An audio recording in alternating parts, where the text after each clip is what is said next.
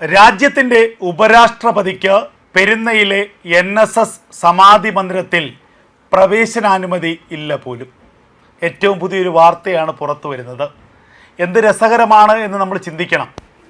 രാജ്യത്തിൻ്റെ ഉപരാഷ്ട്രപതി NSSൻ്റെ ആസ്ഥാനത്ത് മന്നം സമാധിയിൽ പുഷ്പാർച്ചന നടത്താൻ ആഗ്രഹിച്ചിരുന്നു. അതുമായി ബന്ധപ്പെട്ട പരിപാടികൾ നേരത്തെ തീരുമാനിച്ചിരുന്നു. അവസാന നിമിഷം NSSൻ്റെ നേതൃത്വം അനുമതി നിഷേധിച്ചു. നേതൃത്വം എന്ന് പറഞ്ഞാൽ ഒറ്റയാളാണ്, വേറെ ആരുമല്ല, സുകുമാരൻ നായർ, നമ്മുടെ പെരുന്ന പോപ്പ് എന്നറിയപ്പെടുന്ന സുകുമാരൻ നായർ. അദ്ദേഹത്തിന് താല്പര്യമില്ല. ഇന്ത്യയുടെ ഉപരാഷ്ട്രപതിയാണ്. ഇന്ത്യയുടെ ഉപരാഷ്ട്രപതിക്ക് രാജ്യത്തെ ഏത് സമാധി മന്ദിരത്തിലും രാജ്യത്തെ ഏത് ഇടത്തും കയറി ചെല്ലാനുള്ള അവകാശമുണ്ടെന്ന് തിരിച്ചറിയാൻ കഴിവില്ലാത്ത മണ്ടനാണ് നമ്മുടെ സുകുമാരൻ നായർ എന്ന് പറഞ്ഞാൽ തെറ്റില്ല. ഈ പറയുന്നത് കൊണ്ട് ആർക്ക് വ്യക്തിവിരോധമൊന്നും ഉണ്ടാവേണ്ട കാര്യമില്ല.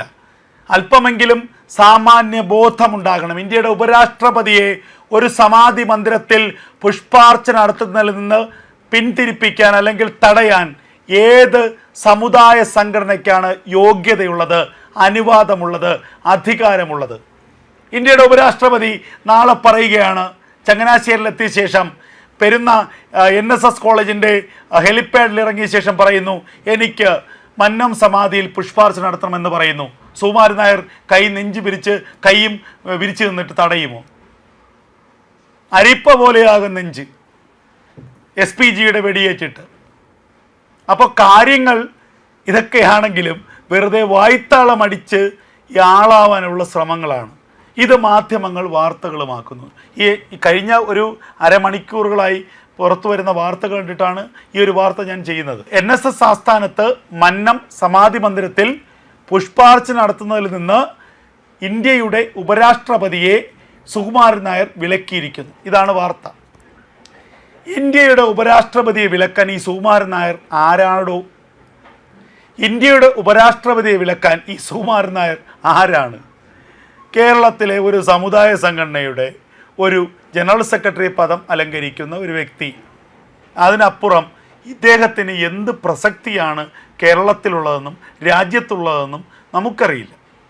എന്തായാലും കാര്യങ്ങൾ ഇത്രയൊക്കെ ആണെങ്കിലും ഇതിൻ്റെ പിന്നിലെ മറ്റു ചില വികാരങ്ങൾ കൂടി, ഇതിൻ്റെ പിന്നിലെ മറ്റു ചില കാരണങ്ങൾ കൂടി പറഞ്ഞു പോകാതെ തരമില്ല. എന്തുകൊണ്ടാണ് BJPയുടെ ഒരു നേതാവ് എന്നതിനപ്പുറം ഇന്ത്യയുടെ ഉപരാഷ്ട്രപതിയോട് NSSൻ്റെ ജനറൽ സെക്രട്ടറിയായ സുകുമാരൻ നായർക്ക് ഇത്രത്തോളം വിരോധമുണ്ടാകാൻ കാരണം? നേരത്തെ കേരളത്തിൻ്റെ ചുമതലയുള്ള പ്രഭാരിയായിരുന്നു CP രാധാകൃഷ്ണൻ. അപ്പോൾ സ്വാഭാവികമായും ഒരു RSS BJPക്കാരനെന്ന് ഉറപ്പിക്കാം. അദ്ദേഹം ഉപരാഷ്ട്രപതിയായപ്പോൾ രാഷ്ട്രീയത്തിനതീതമായി ഇന്ത്യയുടെ ഉപരാഷ്ട്രപതിയായി മാറി. ആ ഒരു മാറ്റം മനസ്സിലാക്കാൻ NSSൻ്റെ പോപ്പിന് കഴിഞ്ഞിട്ടില്ല. അതൊരു കാര്യം. രണ്ട്, അടുത്തിടെയാണ് SNDP യോഗം ജനറൽ സെക്രട്ടറിയായ വെള്ളാപ്പള്ളി നടേശന് പത്മവിഭൂഷൺ കേന്ദ്ര സർക്കാർ നൽകുന്നത്. ഇതിൻ്റെ ഒരു ചൊരുക്ക് നമ്മുടെ പെരുന്ന പോപ്പിനുണ്ട്. തനിക്കെന്തുകൊണ്ട് തന്നില്ല? വെള്ളാപ്പള്ളിക്ക് കൊടുത്തല്ലോ. അപ്പോൾ ഇനി വെള്ളാപ്പള്ളിക്ക് കൊടുത്ത BJPയും SNDPയും ഒന്നായാൽ മതി. ഞാനും എൻ്റെ പിള്ളേരും ഇനി BJP വിരുദ്ധമായ നിലപാട് സ്വീകരിക്കുന്നു. സ്വാഭാവികമായും അതിനുള്ള സ്വാതന്ത്ര്യം ആർക്കുണ്ട്? നമ്മുടെ പെരുന്ന പോപ്പിനുണ്ട്. അത് അദ്ദേഹം ചെയ്യട്ടെ. പക്ഷേ ഇത്തരത്തിലുള്ള മണ്ടത്തരങ്ങൾ കാണിക്കരുത് എന്ന് പറഞ്ഞു കൊടുക്കാൻ അല്പമെങ്കിലും മൂളയുള്ള ആരെങ്കിലും അദ്ദേഹത്തിനോടൊപ്പം ഇല്ലേ എന്നുള്ള ചോദ്യമാണ് സ്വാഭാവികമായി ഉയരുന്നത്. ഇന്ത്യയുടെ ഉപരാഷ്ട്രപതി വരുന്നു, ഒരു പരിപാടി പങ്കെടുക്കുന്നു, അല്ലെങ്കിൽ ഒരു പരിപാടി നേരത്തെ ചാർട്ട് ചെയ്യുന്നു, ആ പരിപാടി അവസാന നിമിഷം മാറ്റിക്കുന്നു. ഇത് വലിയ കേമത്തരമാണെന്നും ഇത് വലിയ മാടമ്പിത്തരമാണെന്നും ഇതൊക്കെയാണ് തറവാടിത്തമെന്നും ചിന്തിക്കുന്ന ഏറ്റവും കഴിവുകെട്ട ഏറ്റവും പ്രാചീനമായ ചിന്താഗതിയിൽ നിന്ന് ഇനിയെങ്കിലും പെരുന്ന പോപ്പും ടീമും മാറണമെന്ന് മാത്രമാണ് പൊതുജനം പറയുന്നത്, അല്ലെങ്കിൽ സമുദായ അംഗങ്ങൾ പറയുന്നത്. ഇതൊക്കെ സമുദായം പിന്തുണയ്ക്കുന്നു എന്നുള്ള തെറ്റിദ്ധാരണയാണ് അങ്ങേക്കുള്ളതെങ്കിൽ സമുദായം അങ്ങയെ തള്ളിപ്പറഞ്ഞുകൊണ്ടേയിരിക്കുന്നു എന്നുള്ളതാണ് യാഥാർത്ഥ്യം. കാരണം അങ്ങയുടെ ഈ പെരുമാറ്റവും അങ്ങയുടെ ഈ നിലപാടുകളുമൊക്കെ തന്നെ സമുദായത്തിൻ്റെ 5% ആളുകൾ പോലും അംഗീകരിക്കുന്നില്ല എന്നുള്ളത് വലിയ യാഥാർത്ഥ്യമാണ്. ഇത് ആരെങ്കിലുമൊക്കെ പറഞ്ഞു കൊടുത്തേ തീരൂ അങ്ങേക്ക്. അങ്ങ് വിചാരിക്കുന്നത് എനിക്ക് ശേഷം പ്രളയമെന്നാണ്. പക്ഷേ അതൊന്നുമല്ല. അങ്ങ് വിചാരിക്കുന്നത് എൻ്റേത് തിട്ടൂരമാണ്. ഞാനീ പറയുന്നത് മുഴുവൻ നായർ സമുദായങ്ങളും ഞാനീ പറയുന്നത്